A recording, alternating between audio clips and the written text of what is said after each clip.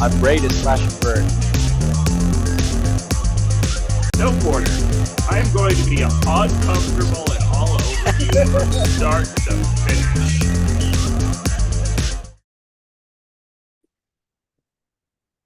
Hello, everyone, and welcome to another episode of Outside of the Box. And today I'm doing something that I've never done before on the show, which is talking about Motorama, which, as I'm sure many of the folks that watch this podcast are preparing for coming up here in a couple of weeks. So, to talk about that today, I have Jon Durand. So welcome to the show so that we can chat about Motorama. Hello, thanks for having me. This is awesome. Yes, absolutely. I've obviously done a pretty heavy focus on BattleBots and NHRL for a couple of years, but there's so much more out there in terms of combat robotics that I think it's a great idea to highlight that, even though I don't think Motorama has any problems like getting people to show up. But I think it's still good to build some hype on the way up to that event. Oh yeah, and there's always mutual hype from the friends who always want to come out to do Motorama each year. And it's always like, you gotta do it, you gotta do it. And it's just like, well, what's so special about it? It's like it's the people, man. It's a good time. It's just a fun time for 2 days, 3 days if you're there for the ant weights. And yeah, it's just fun, good, wholesome times. Yes, it certainly sounds that way. Now, if you could kind of tell me, as a person who's never been to Motorama ever, a little bit about like historically with that event in terms of the robot combat. I mean, it sounds like it's something that signups go really fast. There's a lot of people that just want to show up to watch it. So I just kind of want to hear about the historic aspect of it. Sure. And it's funny you mentioned about like signups going fast. I do recall a period of time where we crashed a builder's database like 2 or 3 years in a row because everybody wanted to get in right away, and we had to break it up into waves to not take down the website. So yeah, I mean it's definitely there's definitely been that hype for a bit in that regard. So yeah, Motorama as a whole, like the entire event, for those who don't know, takes place at the Pennsylvania Farm Show Complex, which hosts a multitude of expos throughout the year, including the PA Farm Show in January, which I live about an hour away, so that's a regular trip for us each year. Um, but that Motorama itself has been going on there, I think, since 1978, if I recall correctly. It's going for a long time. Now, for the Northeast Robotics Club and participating at Motorama, we started there in 2003. So this will be year number 21. And it's pretty cool that, it was just kind of a, hey, are you guys interested in hosting Robot Combat here? Sure, yeah, this sounds like a good idea. And it's just blossomed into this event that has become an annual pilgrimage, it seems, for a lot of robot builders, at least a rite of passage to go through each year.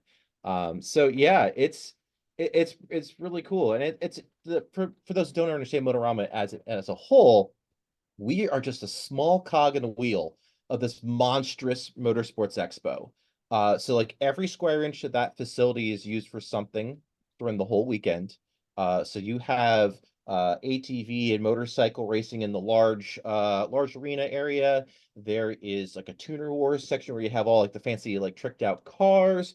There is RC car racing of like eighth and 10th scale. So that takes up like two places, like a huge equine area for the larger guys, and then the smaller guys take like the horse barn area. There is quarter midgets, go-karts, a whole vendor section. I mean, it's everywhere. So there's so much that's going on that entire weekend that, we're just a small part, but we still have a big crowd that comes to see it. So there's a lot of people in general there over the course of the weekend. So it's a lot to take in. It's tough, especially if you're a competitor, to try and compete and also go see it. So it's almost like you got to take it in ways. You can go a couple times and just, go check out something different each year. But yeah, I think that's kind of a general summary of Motorama. I kind of went a little in depth. Yeah, Yeah, I would say that that largely encompasses a lot of what I've heard from other folks that have gone. Now, for those that aren't familiar, I'm sure all of my builder audience is familiar, but anybody else, what weight classes do you have competing at Motorama? Sure. So right now, we've kind of settled in on doing everything from a ferry weight up to 30 pounders, including doing combat 30s and sportsman 30s. So overall, ferry weight, ant weight, which are on Friday. And then the main show, we have beetle weights in a side arena, and then we do 12s, combat 30s, and sportsman 30s in the large box over the course of the 2 days at the event. In the past, we've done different weight classes too. Just for example, like I also want to branch that out because we've done a lot. So we have done in the past 60-pound lightweights and 120-pound middleweights. When we had a large arena that we could do that with, that got a little expensive to maintain, so we scaled back a bit. So yeah, we've done a whole bunch of different stuff in there, but I think we found our niche. That's good because yes, I mean a lot of weight classes are great. It gives people some variety, but I'm sure as an event organizer, it's a lot to manage. Oh, for sure. Yeah. It was a blessing in disguise the one year that we did do the heavier weight classes that we were, had the opportunity to use a large arena. It's just logistics, planning, everything else, like you're saying. It does take careful consideration to do. So I think we found a happy medium with something that we can easily build and tear down and easily store, and it just works each year. So it's like, I think we found the happy medium.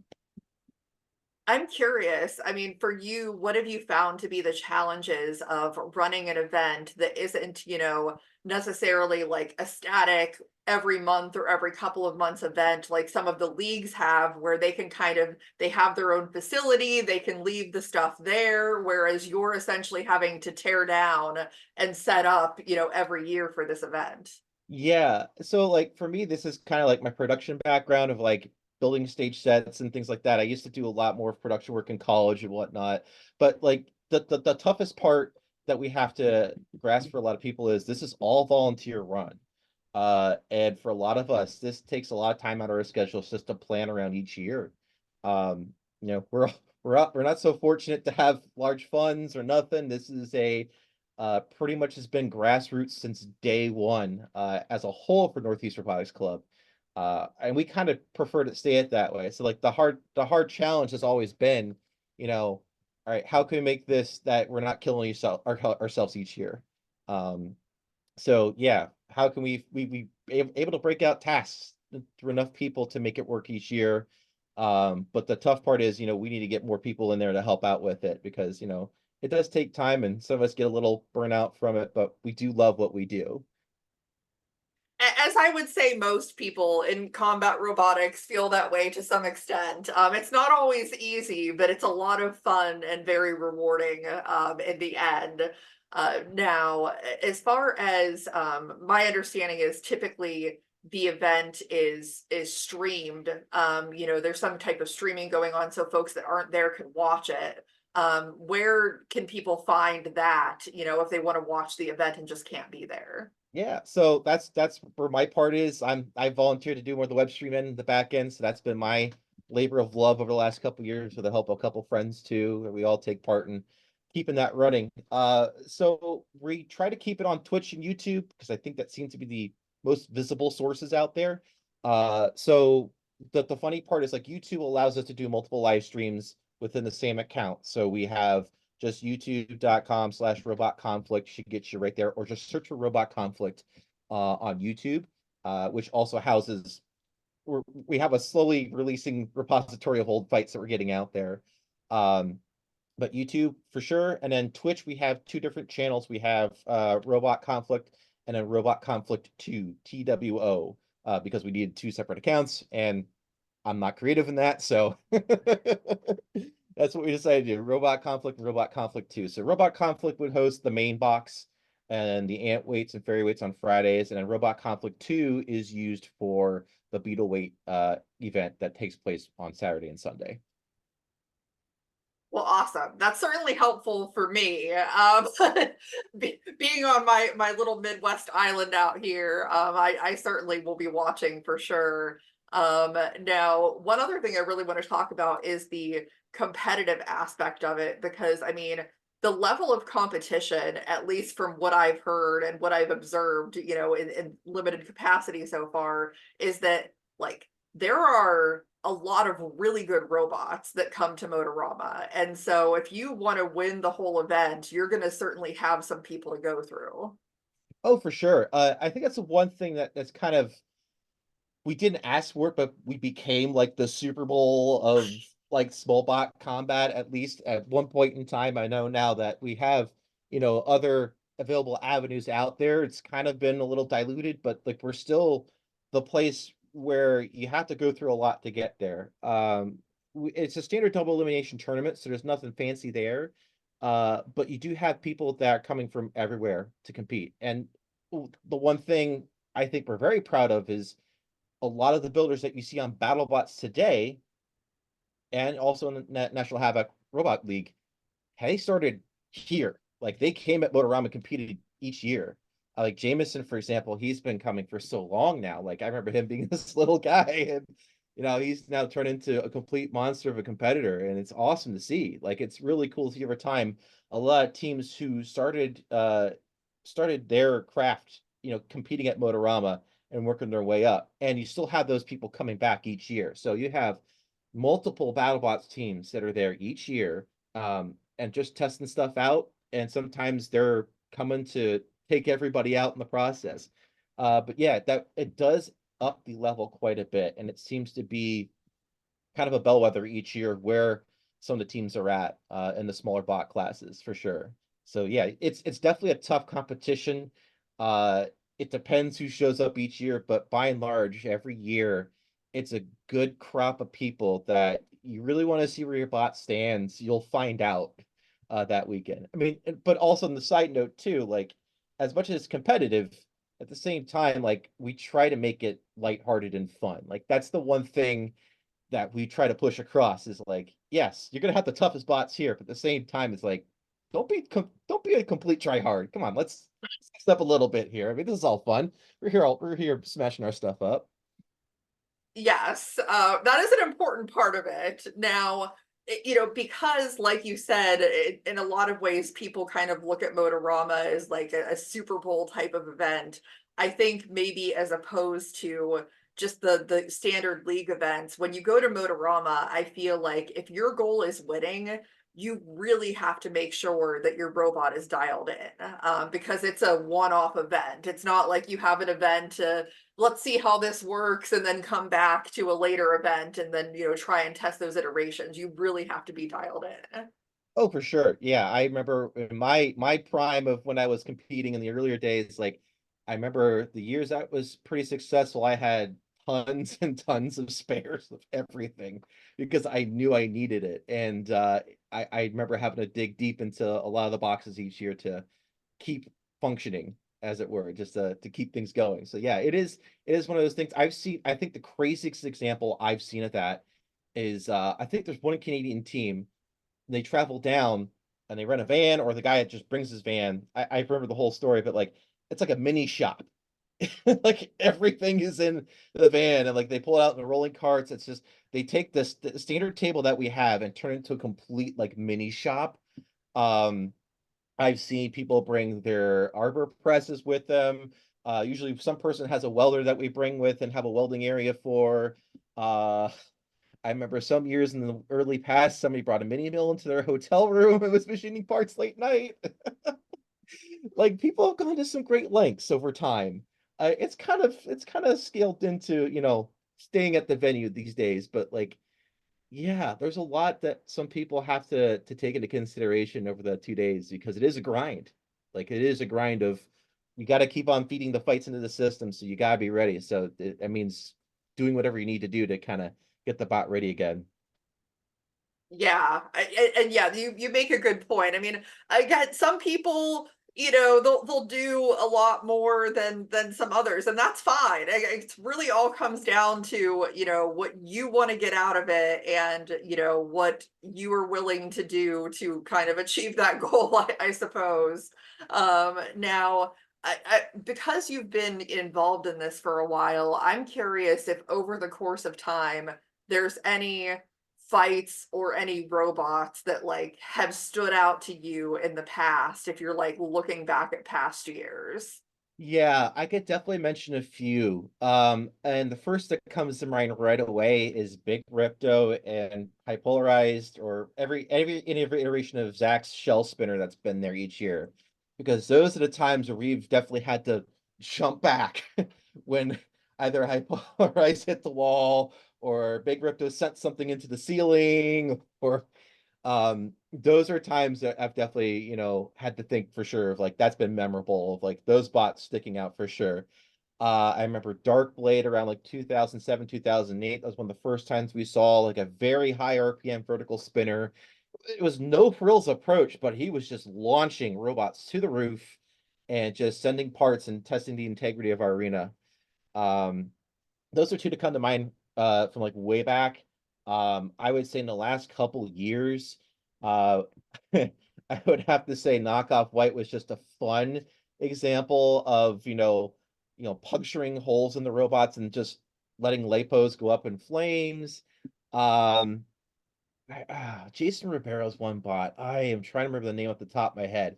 He had a saw blade bot one of the years that went through a top of another bot, and it's on it's out there on YouTube. I know it for sure. But the saw blade cutting through the top and this huge fireball coming out of the robot, that stuck out as a really good memory of just like, it wasn't the fact that it was the craziest, because it was like it was low budget and it beat a high budget bot by just still being able to get through the armor. But it was so memorable, absolutely, of like, that was the most spectacular lipo fire I think I've seen. Because it's just this funnel of fire coming out of the robot. Um, yeah, I would say there's definitely been a few of those. Bean getting launched into the air gap about 2 or 3 years ago at the finals was so fitting. Uh, yeah, there's so many I could probably start rattling off as I'm going through. Um, but those are a few to name that like come immediately to my mind over the years of like, those are some memorable ones. Like, yeah, like I can harken back to those right away and know where I was when that happened. Or like, yeah, Darkblade cutting through the floor of the box, and just our floor just gets cut up so much each year, and like some years like they almost make it through, and it's just a, wow, like it is impressive to see the display of some of the robots that come through. I mean, everyone loves a good lipo fire, right? Absolutely, you're not living until you a lipo fire, right?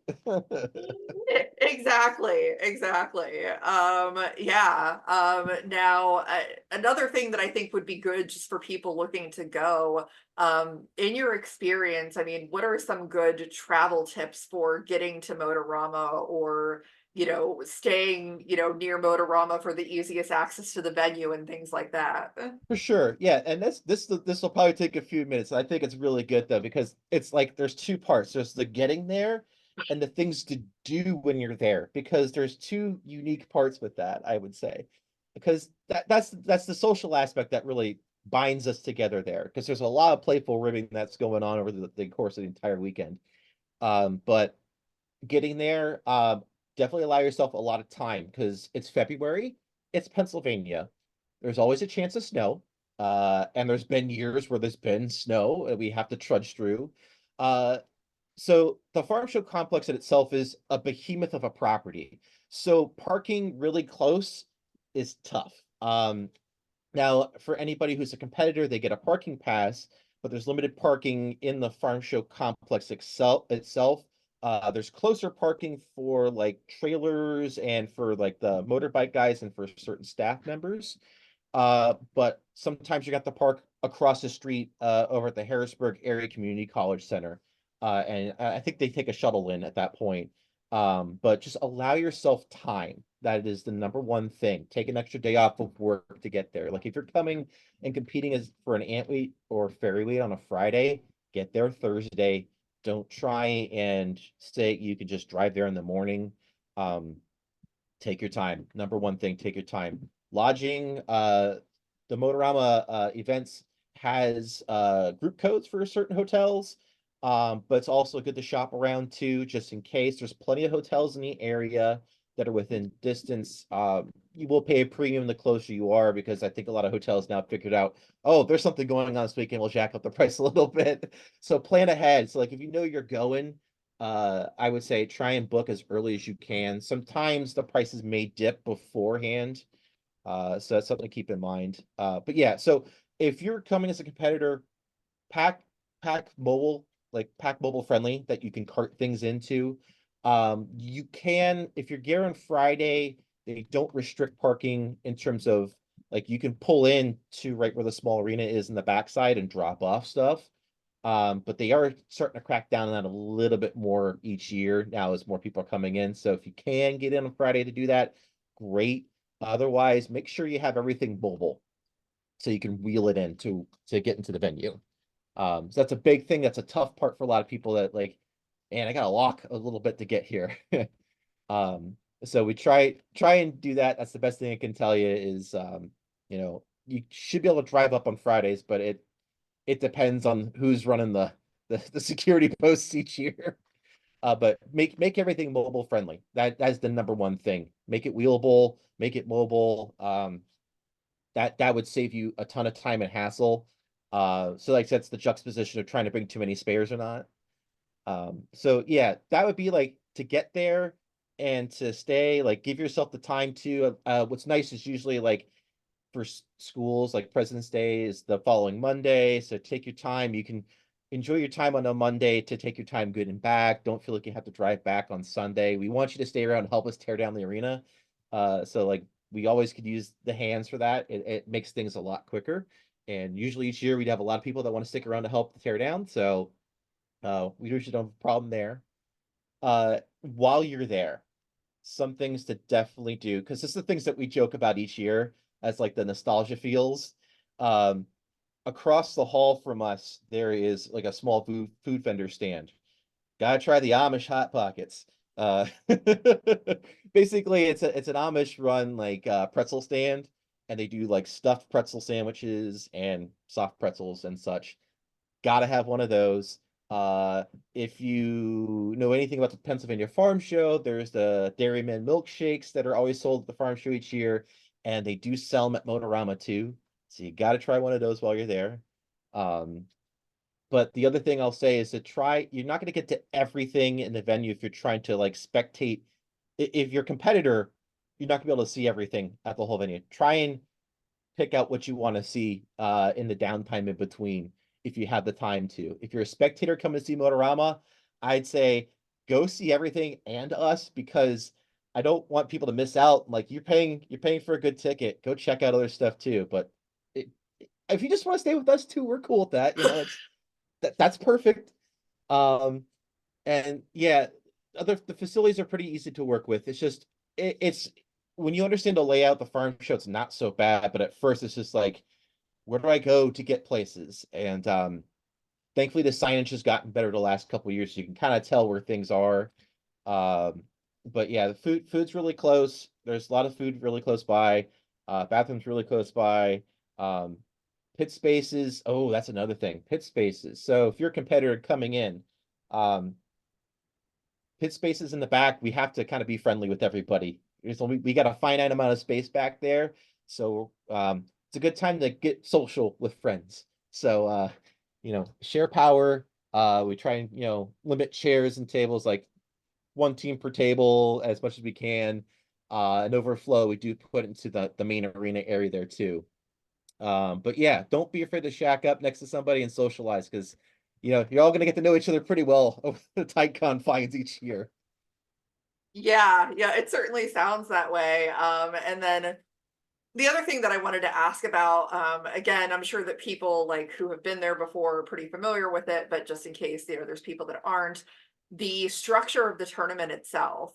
What can people expect from that in terms of like what that looks like, how quickly between matches, things of that nature? For sure. So our rule set's pretty much typical of most of the standardized rule sets out there. Um, so it's a double elimination tournament for everything, unless we have like a small number or like an odd number in a field, like we've done like round robin in 1 year or two for a weight class, or we done, I think we did like a almost like a World Cup style for sportsmen last year, where we did like a group play and had a final four. But typically we do run double elimination, especially the larger the field is, we definitely do double elimination. Smaller numbers, we try and make it good to fill in the gaps because we're there to put on a show for 2 days. So you have to keep that in mind of, we're trying to fill as much time as we can for everybody.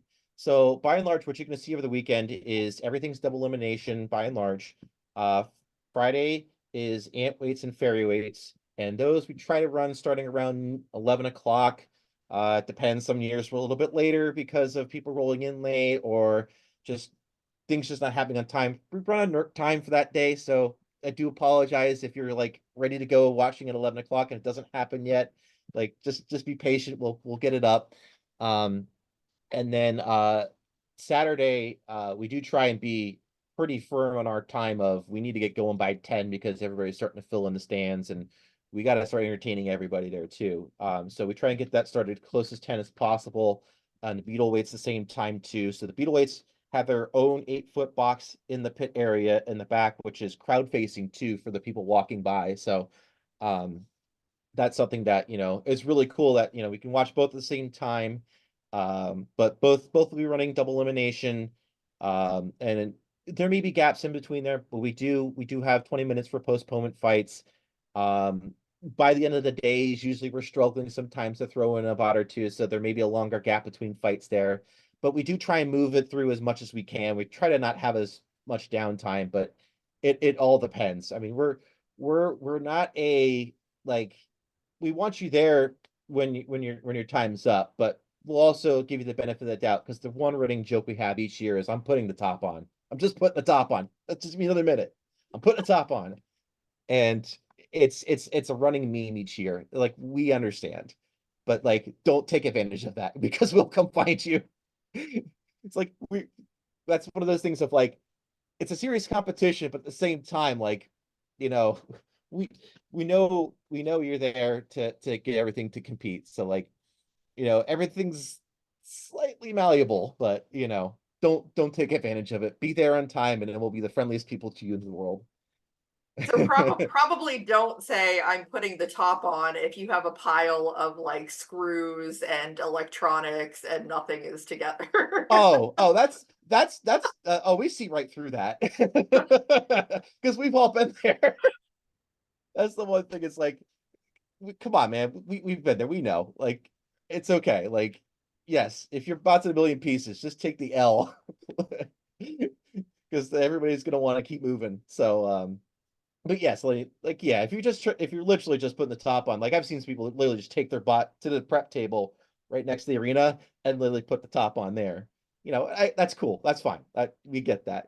But we'll take it. We do not like being taken advantage of on it.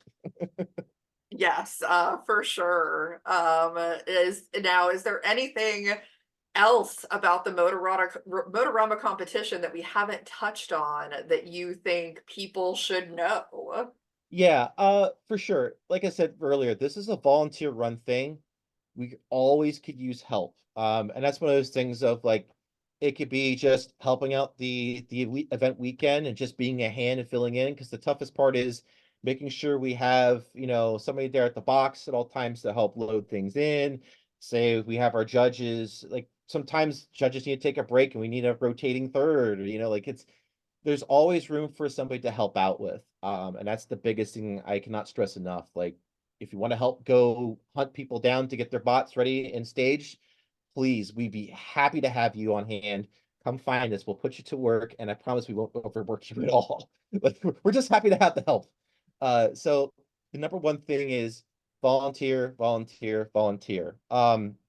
And on that note too, we're definitely looking to help usher in a new generation for Northeast Robotics Club. So we're looking for some people too to help us out, keep this event running in the future too. A lot of us are getting older, have been doing it for 15, 20 years. So some of the old guard are looking to pass the baton down. So we're always looking for new people to step up and help run things. It's the only time commitment right now for our group is Motorama each year right now. So, that's great to get that off the ground and keep that going. And, hopefully we'll find another fall event. We used to have a fall event too. That's kind of fallen through the cracks a little bit with just planning and timing and things. So, it's time to move on from it a little bit, but volunteers, number one. That's the thing. That's what makes it so fun each year is just, us casually just, having a good time, but also smashing things up. Like it's a good combination of both. It's just this fellowship that exists each year between everybody, and the number one thing we always ask is just have a smile on your face, have a good time, and we're here to have fun with it. Like let's all have a good time. Yes. So yeah, I think that's definitely the big things for sure. Yeah, fun is the name of the game and should be the name of the game with combat robotics. So yeah, well, I'm really looking forward to watching it from afar and seeing all of my friends compete and hopefully do well. So really excited for that. But I definitely appreciate you, Jon, for coming on the show and letting everybody know about Motorama, so that even if they don't get the chance to attend this year, maybe it's something good to plan for next year, at this point. Absolutely. Yeah, So that event's not going away anytime soon. Like it's that they're clicking on all cylinders. So, start planning out if you can't make it this year, come next year. We'd love to have you. That includes you too. Gotta come on out.